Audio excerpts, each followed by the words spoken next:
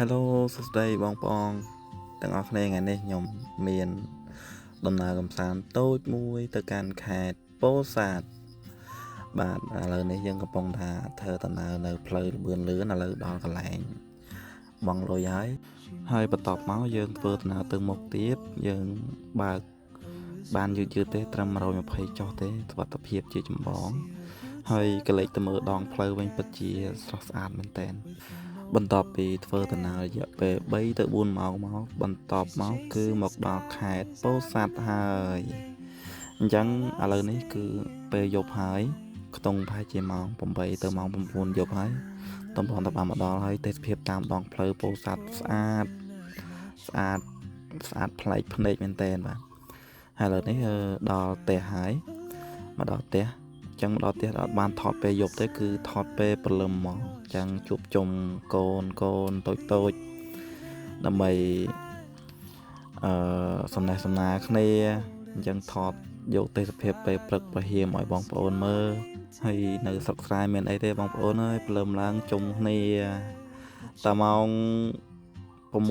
ម៉ោង5ជាងម៉ោង6មិនតាន់ហើយជុំគ្នាអស់ហើយវ៉ែដល់ដើមភ្ញាក់ដូចយើងនៅក្រុងឯង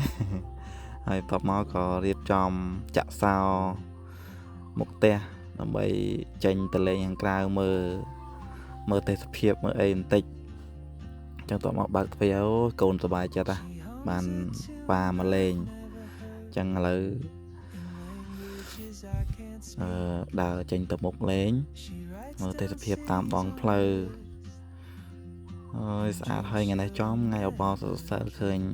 លោកយាយលោកតាគាត់អញ្ជើញទៅវត្តហើយឥឡូវយើងត្រឡប់មកវិញហើយដើម្បីងុយទឹកពាក់ខោអាវឲ្យស្អាតដើម្បីឡើងឡានទៅក្រុង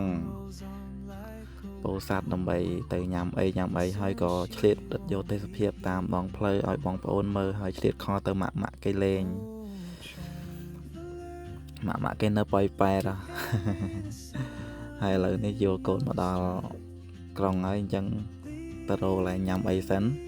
អូមើលទៅសប្បាយបើកយឺតទេផ្ដិតយកទេសភាពឲ្យបងប្អូនមើលដើម្បីមានអនុស្សាវរីយ៍ជាមួយកូនថ្ងៃក្រោយឥឡូវបានមកដល់កន្លែងញ៉ាំអីហើយនេះក៏ជា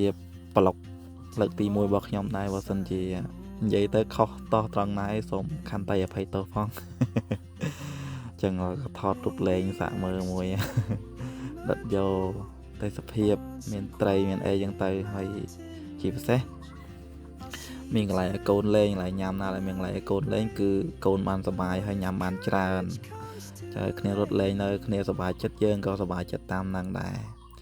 ហើយណាមួយមិនដែលបានជួបពួកគាត់ផងពួកគាត់នៅឆ្ងាយពីយើងនៅក្រុងដើម្បីរលុយមកផ្គត់ផ្គង់គាត់ហើយឥឡូវខ្ញុំញ៉ាំបាយជុំគ្នាមានបាយឆាមានអីចឹងទៅអូយកូនពៅគួយបត់ជើងតំណងហើយបន្ទាប់មកយើងមានផ្អែមលាងមាត់ហើយអង្គុយទៅរ៉េតខ្លងបន្តិចហើយបន្ទាប់មកក៏គួយញ៉ាំបាយឲ្យកូនញ៉ាំហើយបានញ៉ាំតាមក្រោយកូនចឹងចាញ៉ាំទ្របពោះទៅដើម្បីឲ្យឆ្អែតចឹងដូចក្តោចក្តែងដែរអត់មានម៉ាក់នៅហើយបន្ទាប់មកក៏យើងមានបង្អែមមិនបង្អែមទេជាលក្ខណៈភេសជ្ជៈ